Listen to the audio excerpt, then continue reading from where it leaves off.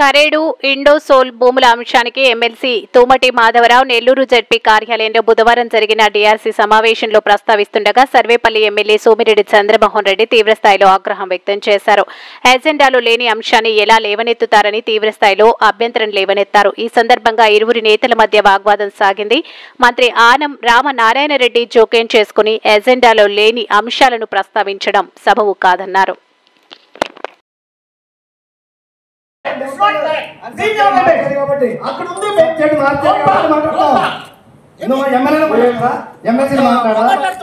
మొత్తం ఎల్లగొట్టారు కంపెనీలన్నీ గురించి కంపెనీలు ఏం జరిగిందో జీవోలు చూపిస్తాం.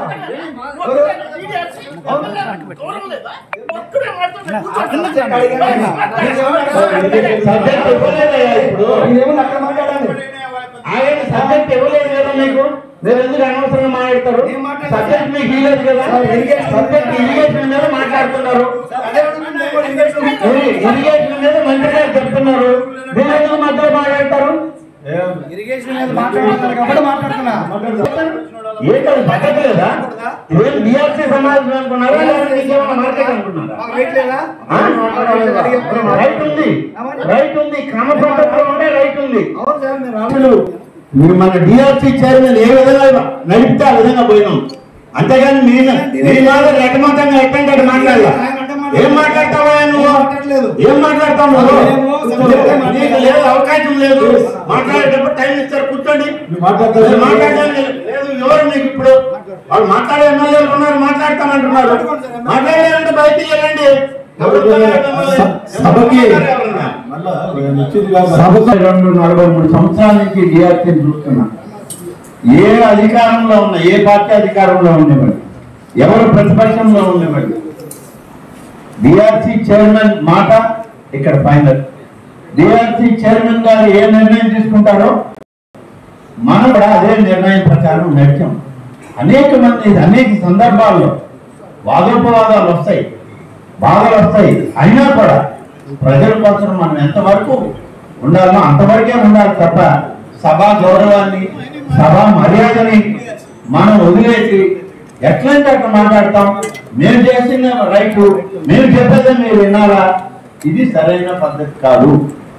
దయచేసి ప్రతి ఒక్కరూ గుర్తుపెట్టుకోవాల్సింది, ఈ సభకి ఒక చైర్మన్ ఉన్నారు, దీనికి ఒక కన్వీనర్ ఉన్నారు, అలాగే జిల్లా నుంచి రాష్ట్ర ప్రభుత్వంలో ఇద్దరు మంత్రులు ఉన్నారు. ఇంతమందిని మాట్లాడుతూ ఉన్నాం, ఇంతమందిని చెప్తా ఉన్నాం. అసలు నేను చెప్పేదే మాకు కావాలి, మేము చెప్పిందే మీరు వినాలి అని అంటే ఇది ఎక్కడ సాంప్రదాయం? బహుశా ఈ సాంప్రదాయం కావాలనే వాళ్ళు కోరుకుంటున్నారేమో. ఈ సాంప్రదాయానికి నేను ముందే చెప్పాను, ఇదే ఇష్యూ పైన ఒక రాజకీయ పార్టీ దీంట్లో ముందుకు వచ్చి ఇవాళ ఈ ప్రతిపక్షం ఎంటర్ అయిందని మేము దీంట్లో నుంచి ఉపసంహరించుకొని వెళ్ళిపోతున్నామని అది మొదలుపెట్టిన రాజకీయ పార్టీ వెళ్ళిపోయింది, స్టేట్మెంట్ ఇచ్చి. ఇంకా కూడా మనం ఇక్కడ మాట్లాడాలా, చెయ్యాలి, ఈ సభను డిస్టర్బ్ చేయాలి, మేమేదో ఉద్ధరించడానికి వచ్చామని అంటే ఇక్కడ అందరు శాసనసభ్యులు కూడా మాట్లాడగలిగిన వాళ్ళే. ఏ ఒక్కరు ఎవరికి ఏం తక్కువ కాదు, అందరికీ అనేక అవకాశాల నుంచి వచ్చిన వాళ్ళే.